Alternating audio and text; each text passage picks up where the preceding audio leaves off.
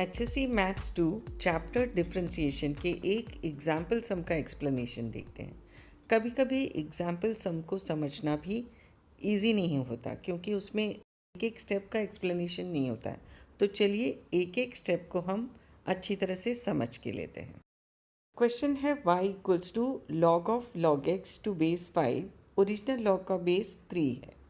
पहले स्टेप में ब्रैकेट में जो फंक्शन वाला पार्ट है यानी log x टू बेस 5, इसमें x और बेस 5 को हम सेपरेट करके log x अपॉन log 5 करके लिख सकते हैं। पहले स्टेप में हमने x और बेस 5 को सेपरेट कर दिया।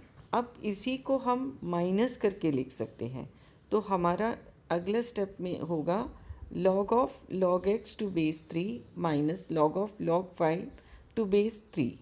यहाँ ये याद रखना है कि दो लॉग अगर डिवीजन में हैं तो उसे हम माइनस करके लिख सकते हैं।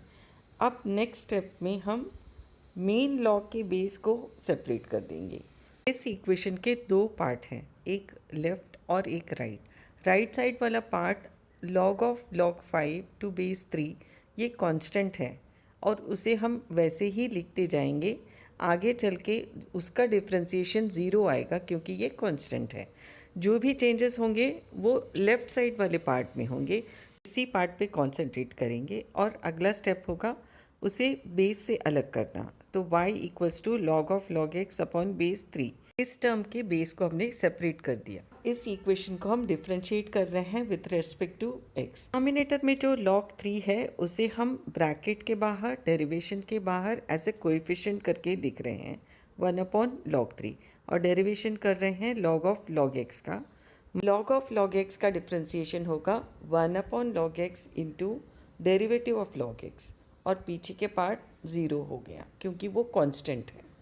अब आगे हमारे पास 1 अपॉन log 3 कोएफिशिएंट है into 1 upon log x into log x का डेरिवेटिव 1 अपॉन x।